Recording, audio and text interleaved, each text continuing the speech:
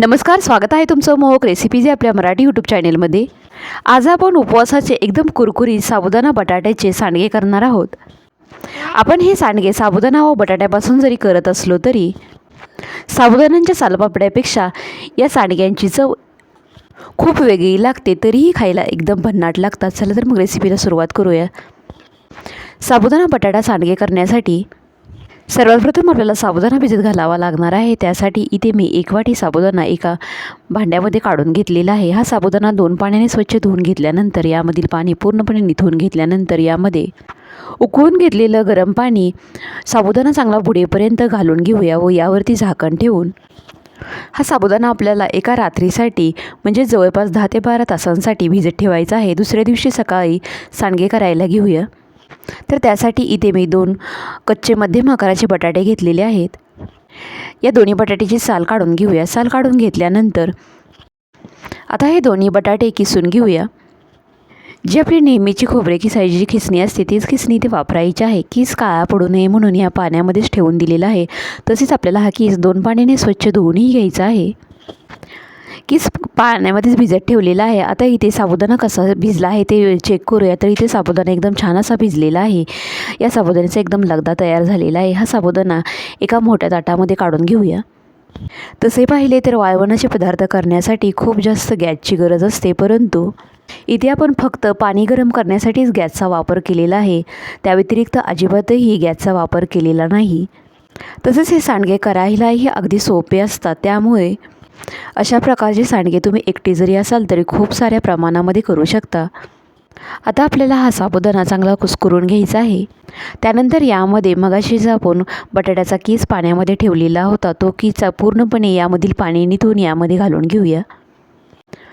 सर्व बटाट्याचा किस यामध्ये घातल्यानंतर यामध्ये चवीनुसार मीठ घालून हे मिश्रण चांगलं मळून घेऊया। तुम्हाला जर हवं असेल तर हा बटाट्याचा किस थोडासा वाफवून घेतला तरीही चालू शकेल। आता या मिश्रणातील थोडासा गोळा हातामध्ये घेऊन अशा प्रकारे 3 बोटाच्या मदतीने छोटे छोटे आकाराचे सांडगे घालून घेऊया। आपल्याला हे सांडगे खूप जास्त मोठेही करायचे नाहीत, कारण की सांडगे तळल्यानंतर ते दुपटी तिपटीने फुलतात, त्यामुळे ते आतमध्ये कच्चे राहण्याची शक्यता असते। म्हणून छोट्या छोट्या आकाराचे सांडगे करायचे आहेत। हे सांडगे करायला अजिबातही जास्त वेळ लागत नाही। तर अशा प्रकारे इथे मी सर्व सांडगे करून घेतलेले आहेत। आपल्याला हे सांडगे 2 दिवसासाठी कडकडीत उन्हामध्ये चांगले सुकवून घ्यायचे आहेत। उपवासामध्ये अत्यंत तेलकट असा नायलॉनचा चिवडा खाण्यापेक्षा अशा प्रकारचे उपवासाचे सांडगे वापरून त्यापासून तुम्ही चिवडा करू शकता। इथे 2 दिवसानंतर सांडगे पूर्णपणे सुकलेले आहेत। मगाशी सांगितल्याप्रमाणे इथे मी कच्च्या बटाट्याच्या किसाचा वापर केलेला असल्यामुळे या सांडग्यांना किंचितसा काळसर रंग आलेला आहे, परंतु हे सांडगे तळल्यानंतर त्यांना अजिबातही काळा रंग येत नाही।